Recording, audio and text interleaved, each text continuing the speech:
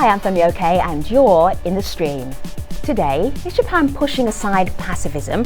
We're examining the clash between maintaining security and the nation's pacifist image.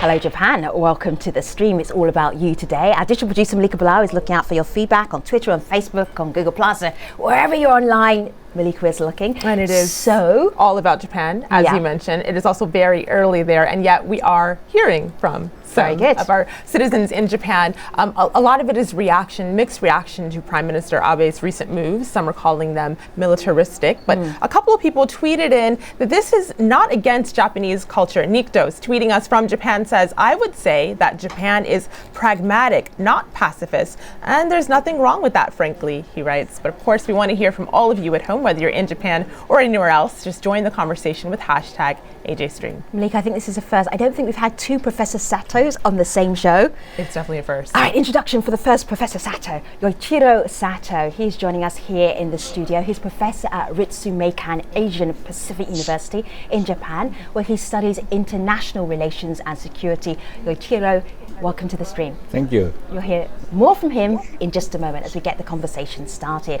Now, since the end of World War II, Japan's military has been limited to self-defense. But with increasing threats from China and the Koreas, the nation's Prime Minister wants that to change.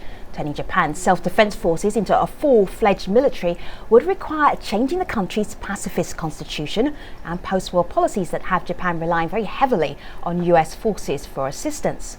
Those against militarization say the push aggravates regional tensions and goes against the nation's long history of renouncing war.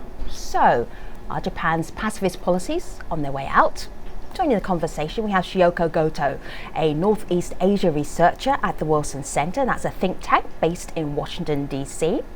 In Okinawa, Manabu Sato is a professor of political science at the University of Okinawa. And in Tokyo, Yoshioka Tatsuya is co-founder of Peace Boat, and that's a project that educates people about Japan's history of militarism. And they also promote post-war reconciliation. So it is great to have you all here in the stream. I will respectfully bow to you, as you have been doing that to me earlier on today. So let me start with Shioko. Shioko, let's start with a hypothetical situation. Let's hope this never ever happens. But hypothetically, somebody attacks Japan within and outside its borders. If that happened now, what would happen? Unfortunately, we've reached a point that many people are not thinking it's hypothetical, that it may quite possibly be possible. And in that case, Japan currently has the capability of defending itself on its own turf. It can also defend its territories, but it cannot strike first, it cannot play offense. And the game changer will be, will it be able to play offense as it can defense? You make that sound like it's problematic, is it? I don't think so. I think there is a problem, though, with the current Prime Minister Abe's rhetoric, that he is being deeply insensitive to the concerns of neighboring China and South Korea. But at the same time, it's time for Japan to grow up, to be able to defend itself, and also, perhaps more importantly, to contribute to the international community as well, by being able to join things like the United Nations peacekeeping operations and be less dependent on US military protection. Well, Professor Yoichiro, you heard Shioko say that it is time for Japan to be able to defend itself. Well, there are members of our community that tend to agree with that. On Facebook, taking us on a short history lesson, Assad says it's not really a Japanese constitution that we're talking about, since it was imposed on them by the Americans. It's time for changing that obsolete document, and it's been long overdue. And on Twitter, Kat says amending this constitution doesn't mean switching to a pacifist culture, but to protect ourselves from threats. So what are some of those threats? Sure.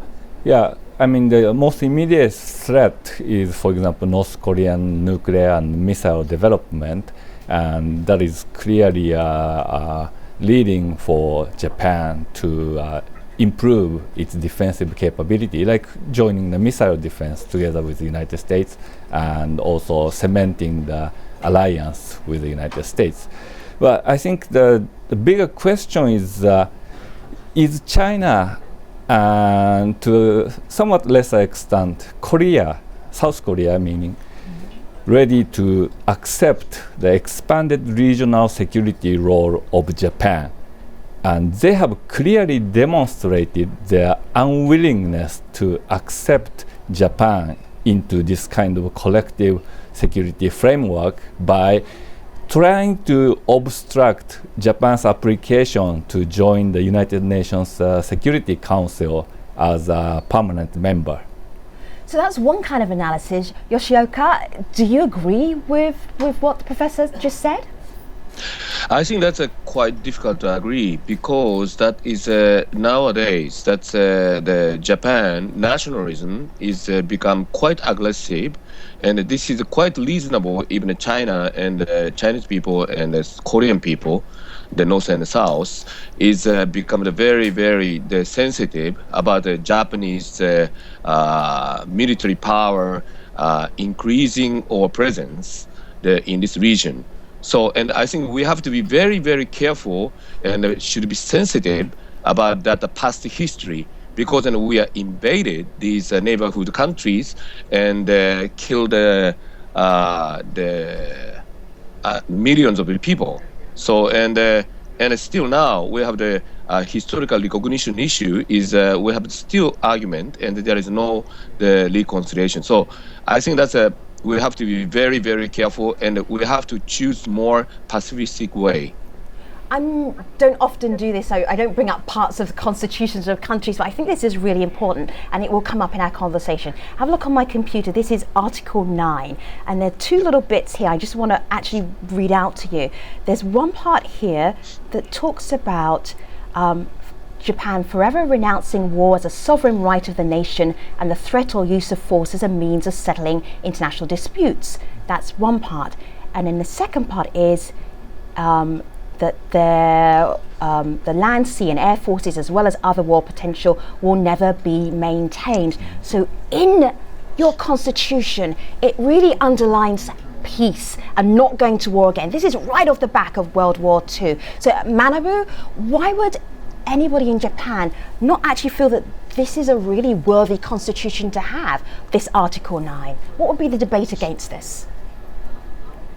Like Prime Minister Abe, who is a conservative, and his entire agenda is not only to change the Article 9, but he want to change entire structure of the post-World War II Japan.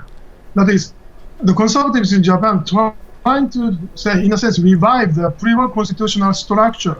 And there are strong belief that Japan didn't do anything wrong in the pre-war era in Asia or in the Pacific War, and try to defend, legitimize what the Japanese government did before the World War II or after the World War II. This is a part of the large agenda, true agenda, which is to renounce entire structure of the post-World War II Japan, current constitution. That's why not only that the insensitive to China or South Korea, but it's a total change of the structure of Japanese society and Japanese political structure. That's why it's become so controversial in some countries in Asia, and also to the United States. And it's also a concern, I think. Well, Shihoko, I want to get your views on what was just termed as a complete change in structure to Japan. I'd like you to have a listen to this video comment from someone who says, basically, this is overdue. Article 9 of the Japanese Constitution was put in place during a time when the world knew Japan as an imperial power invading Korea and China. And nowadays, Japan is a modern democratic state with a developed economy. Therefore, it has every right to have its own army, just like the United States or any other Western power. When it has a threat like China or North Korea in the future, it has every right to have a standing army. So he says they have every right to have a standing army. What are your thoughts? Yoichiro said at the onset that Japan is trying to become a normal country, and I want to echo that normal countries actually are not limited to self-defense, that they have military capabilities to both defend and to go on the attack as well. And I would like to believe that the spirit of the Constitution lives on, that Japan has had a terrible legacy of World War II, and that it would not want to be an aggressive actor. But at the same time, there is a new world order. There are changes in between then and now. And I'm also not just thinking about the situation in East Asia, but also the changing relation between the United States and Japan too. That although they remain fervent, strong allies, that perhaps their interests are beginning to slightly diverge, especially when it comes to China. So with those two factors in mind, I do think this is an opportunity to reconsider constitutional change. If I can add just one thing. That said, I think under Abe's leadership is perhaps not the best time to do so. So Yoichiro, I heard you say, Yes. I think that was a of agreement.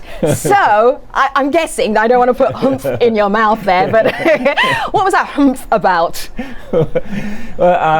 About the normalization of Japan. Now I'm doing it. A lot of people have talked about it, but they have some different definitions. For example, when Mr. Ozawa talked about normalization some 20 years ago, what he meant was... And for those of us who are not up to date with Japanese history, he was one of the key politicians from the old-day Liberal Democratic Party, right. And he formed a splinter group and eventually led to the fall of the LDP government. Right. But anyway, when he was talking about normalization of Japan, what he meant was Japan contributing troops to the United Nations peacekeeping operations, but he wasn't really talking about promoting bilateral collective defense. But doesn't Japan already do that? I feel like I've seen Japan's peacekeeping forces. Yes.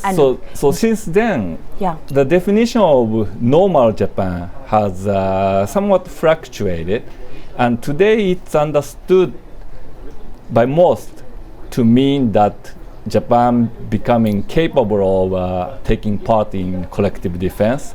And some would go even further, like Shioko-san said, that the normal country means using military as it wishes. Manabu, what does normal Japan mean to you? Japan has standing army, quite large armed forces and large military budget. And it's not that Article 9 doesn't allow Japan to have any military capability. So Article 9 rather refrain Japan from doing it in an aggressive way. That's the essential of the Article 9 today. And just think about if Japan really try to attack any country around, how can Japan defend itself? Japan is a very vulnerable nation. Everything is concentrated in Tokyo. If you drop few bombs in Tokyo, then Japan is paralyzed. Entire Japan will be paralyzed. We cannot fight war. We cannot do it. Realistically, Japanese cannot defend itself by military or attacking some country. Japan developed in such a way that we cannot fight such a war in a realistic way. That's what I think. So that's why we shouldn't go to that path that we try to defend ourselves by building up or rather separate away from the United States. That's a suicide for Japan, I think.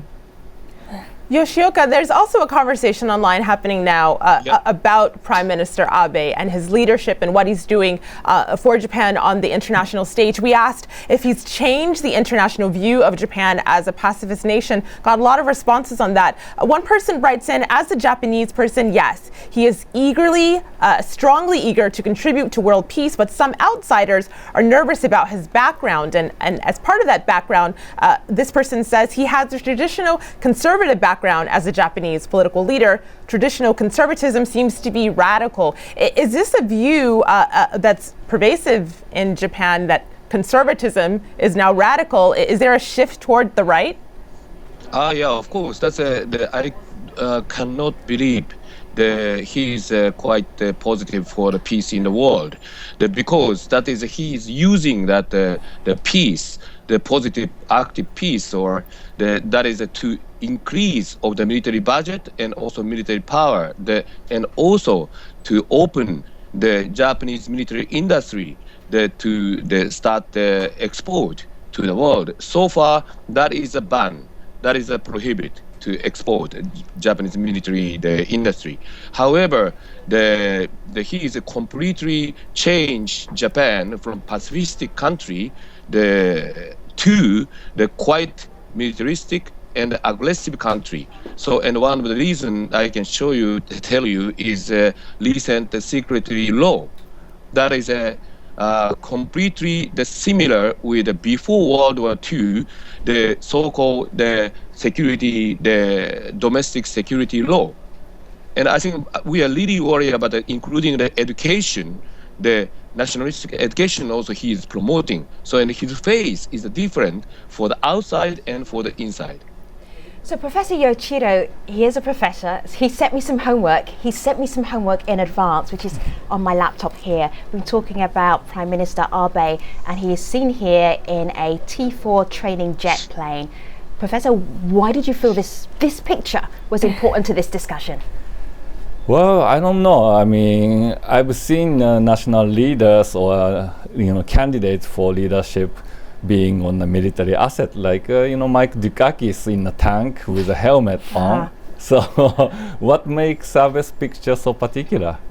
There's a lot more to this, though, and I'm going to tell you, as somebody who's been studying very hard for this discussion, that 731, this means something. That the actual jet, this means something. There's a lot more subtext to this picture that a Japanese person might take away from it. Oh, Yoshioka, I'm sorry. So tell us about this. Yeah, the 731 unit is everybody knows in Asia. This is the Japanese very notorious the unit, the committed about a human experiment, and more than 3,000 Chinese people or Korean people, including the Russian people, killed by the Japanese military, the human experiment. This is terrible history. So, and 731 is a very evil number in Asia. And I think I cannot believe that our Prime Minister, why he have to choose that 731, that jet airplane, and that is clearly on purposely to provoke our neighborhood. It's quite ridiculous, the behavior. See, we were very curious to see what was happening on the street in Tokyo, and Vox Pops are who actually wanted to stop and talk to your camera at that particular moment. But we got some very interesting viewpoints from Tokyo just on Sunday. Have a look at them. 北朝鮮なんか武力があるじゃないですか。なんか起きた時に、守ってくれなかったですけど、他の国別にやってもいいんじゃないかな。例えばミサイルとかね、北朝鮮から発射とかやってる割に自衛隊だけじゃ守りきれないと。変えるべきだとは思う、本当は。自分たちで作らなきゃダメだね。アメリカが買った国のそのまま押し付けっていうのは良くないね。それは必要だね。あれだけ中国にやられてんだもん。もっともっと強くしないといけないね。冷めてきてるじゃん、今、オバマさんって。冷めてきてるよ、日本に対して。守らなきゃいけない。守るだけです。攻めていくようなこと絶対ないから。自衛隊を軍に変えてもいいと思ってるぐらいだけどね。絶対今の自衛隊は軍隊、外国から見たら軍隊ですよね。See, I'm really curious, Yoshioka. It doesn't mean that those viewpoints are the most prevalent, but I'm really curious about what public opinion is doing in Japan right now about this Article 9, maybe just severing ties with the US so that you're actually more independent as a country, that you have your own military for self-defense and also offense. Where does public opinion lay? Oh yeah, I think still in the majority of Japanese people's opinion is try to protect that Article 9. because we are believing, and quite a lot of Japanese people believe, this Article 9 is keeping the peace in East Asia.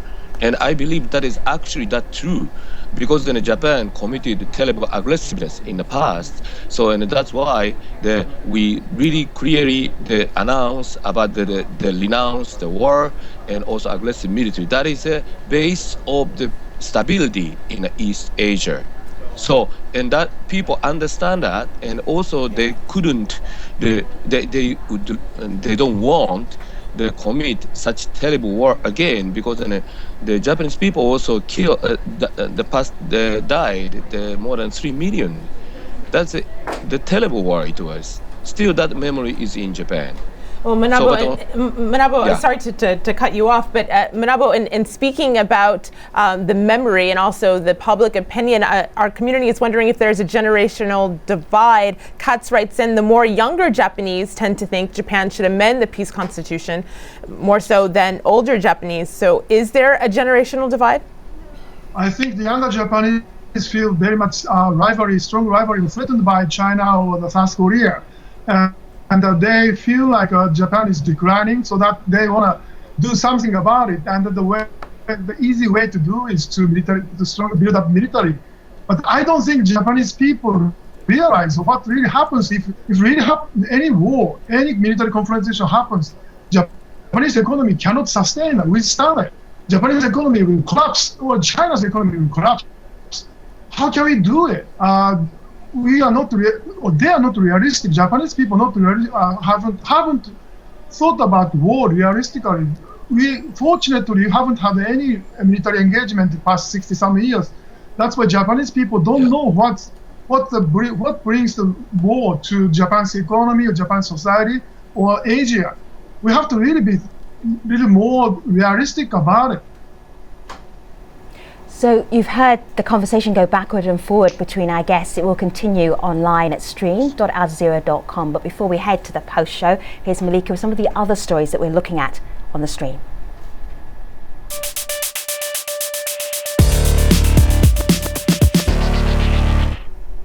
Amid fighting and destruction in Damascus, activists in the Palestinian refugee camp of Yarmouk had something to sing about.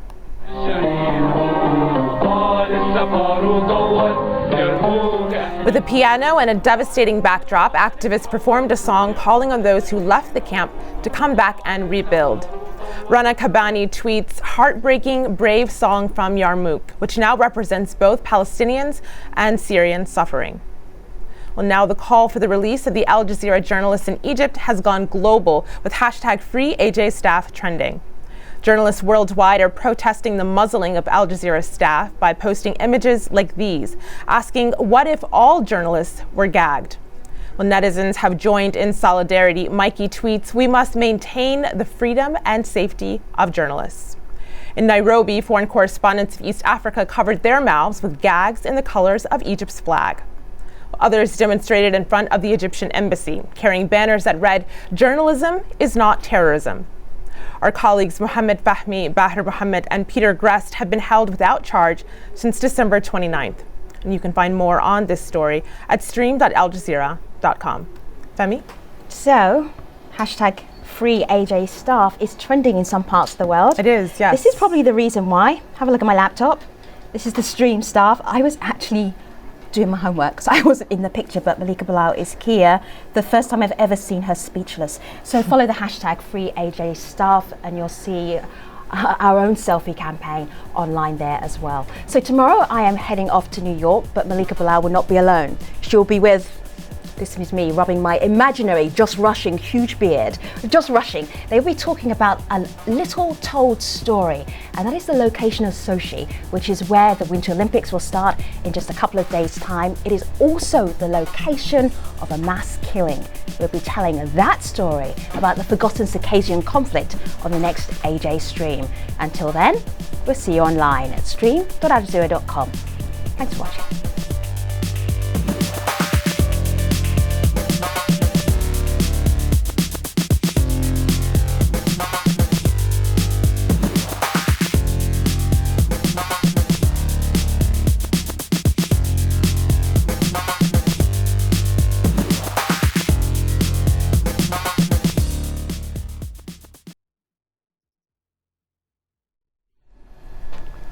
Hello again, this is the Stream's online post show. We're talking about Japan's military and whether the country should reconsider its pacifist policies. We're going to get right back to that conversation. And as I do so, I'm actually going to ask the guests, how do you debate in Japan? I'm really, really curious. Do you raise your voices? Is it intellect? Is it facts-based? Are you Googling as you're having the discussion? Because one of the great things about doing this show is that we have discussions from all over the world, and the style of debate is very different. Yeah, well, we have all sorts of debates. Some people get very emotional, some people are very calm, some people are more fact-based. But I think it's a great thing that we are demonstrating that there are debates in Japan, and the so-called rightward drift of Japan such is imaginary. There is a great democratic debate going on inside the country. Yoshioka, what kind of debate is this? Is this a fierce debate, or is it a very academic, sort of theoretical debate that we're talking about today? Okay, one of the problem is not the style of the discussion or debate. The problem is media control in Japan now. So, and everybody understand that in the media people, that this government is really shift to the right. So that's why now they are really start to oppress about a kind of the anti-governmental the opinions or to criticize to this regime is quite controlled. That is my feeling. So, and that's why I'm really worried about that in the Japanese, the atmosphere, the especially media is really following about the government policy. Shioko, do you feel the same thing? I mean, you're here in the States, but are you seeing that too? Are you seeing the media taking a position in Japan? Oh yeah, sorry. Yeah, I know you feel that, but let me ask Shioko. I think Japan is a democracy, and yes, there are press club systems in Japan that give the government perhaps a little bit more control over what is being said.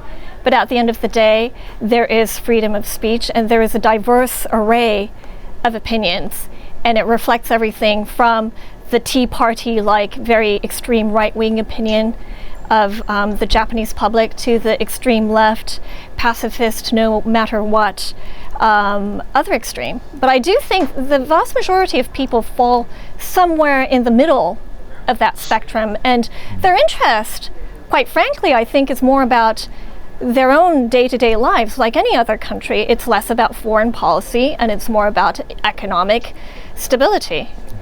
I have on my laptop just an example of some of the international headlines that this story is getting, and it says Japan's growing far-right movement, and a couple of other stories that seem to be focusing on maybe the political change within Japan. So Manabu, is this something that you're seeing as well, or is this something that the press is creating outside of Japan? Is there really a move towards the right in your country? Definitely move toward the right, because for example, Japanese Prime Minister visited the shrine, Yasukuni Shrine, at the end of last year, and that's when even with a warning by the Vice President Biden not to do it, and Prime Minister Abe visited the shrine, and afterward he declared that the visit to the shrine Yasukuni wouldn't harm U.S.-Japan relations, and he will continue to do. That's what he declared. Now, this was a big deal. This visit was a big deal, and it means so much to people in Japan. Outside of Japan, you have to have some extra knowledge. Give us that extra knowledge to understand why this was such a major story. Abe said that he just go visit to the shrine to pray for the peace and pray for the soul of the dead soldiers. But the issue is the shrine's position, that Yasukuni has a very strong position that to defend the pre-war Japan's imperial power, imperial rule of the Asia, and it denies any wrongdoing of Japan pre-war era. And Abe's intention, true intention, is to revive that kind of a pre-war stature of Japan, and that's why it's not only to China and South Korea, but it's really deeply unacceptable and offending the United States. That's why Vice President warned Abe not to do it. So what Abe is doing is not only that how Japan contribute to the peace through more military way, but rather Abe want to change everything of the after World War II and entire structure of the constitution. That's what his true agenda. That's why it's worries neighboring countries or even United States. Well, Shihoko, in talking about the shrine visit, we covered this on the stream not too long ago, a piece that I pulled up on my screen here, many questioning it. We saw tweets, a lot of them critical of Prime Minister Abe, saying that he should not have visited this shrine. We also got this video comment from someone with his own thoughts on the matter. Have a listen to this. I'd like your thoughts after. To anyone who knows Japan's history, Abe's behavior is simply appalling. Look what he's done. Look at his track record. He's increasing Japan's defense spending. He's trying to revise historical textbooks, deny Japan's history, visited Yasukuni Shrine, passed this draconian secrecy law. It's putting pressure on Okinawa to relocate the base. And worst of all, he's trying to repeal Article 9, the most proud thing the Japanese have in their constitution since the end. He gets cut off there. He says since the end of World War II. Does this represent public sentiment in Japan? I think it reflects a certain segment of society, yes. And going back to Prime Minister Abe's visit, I think he himself has come under deep criticism from within his own government and his own cabinet members, and certainly from the foreign ministry as well. And I think he's desperately trying to do damage control. But I think much of what he does that has aggravated relations with China and Korea, he sees as less the diplomatic tool, but something to rally support from within, so it becomes more of a domestic issue. So Shihoko, we asked a question at the beginning of this conversation, and it was, are Japan's pacifist policies on the way out? Let's wrap up this conversation right now with your take on that. Yeah, I think really unfortunately, in Japan, the growing aggressive nationalism, that is my point of view. And at the same time, that the tense in East Asia is continuously provoke about the growing of the military power, each countries.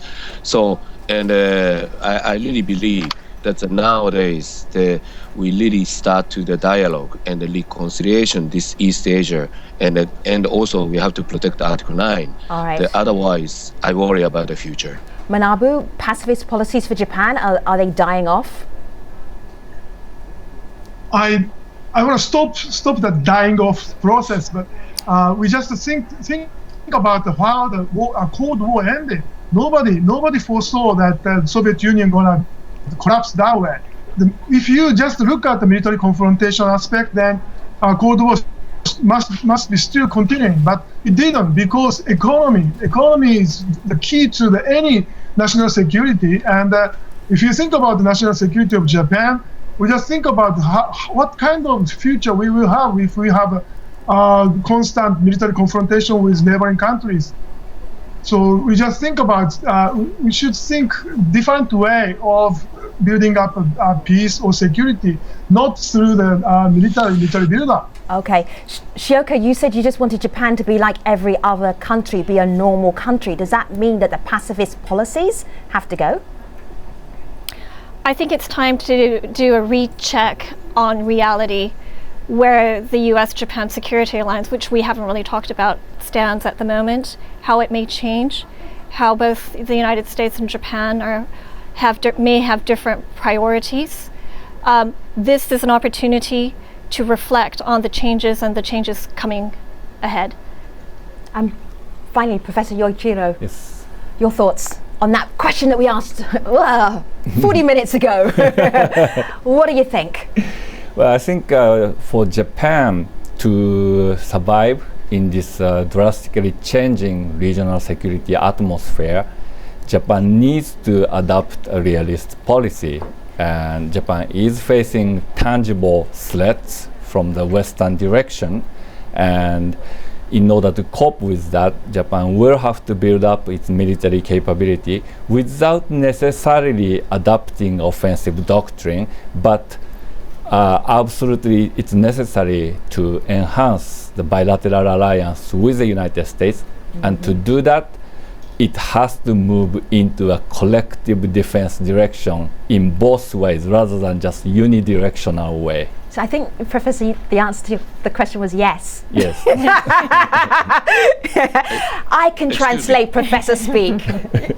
So, Malika Bilal, just finally wrapping us up with the community, what do you have? I'll wrap up with this tweet from Abdul Malik, who says, I think it's high time that Japan decides its own defense strategy rather than leave it to others. Of course, that's going to spark a whole other conversation online, but you can keep it going with hashtag AJStream. Thank you very much to our guests, Yoichiro Sato, Shioko Goto, Yoshioka Tatsuya, and Manabu Sato. And on the next show, well, I'm off to New York, but Josh Rushing will be sitting here co-hosting with Malika Bilal. And the show is something that we discovered on the way to another show. Right. We were talking about Russia, right? Do you remember? And the Sochi Olympics. Yes. And got overtaken. With some amazing comments from people talking about the Circassian, what they're calling genocide. So the very home of the Sochi Winter Games was also a mass killing many years ago. We'll be exploring that conversation, that discussion, that conflict on the next AJ stream. It's going to be a really interesting one. Don't miss it. And you will find us, as always, online. Thanks for watching.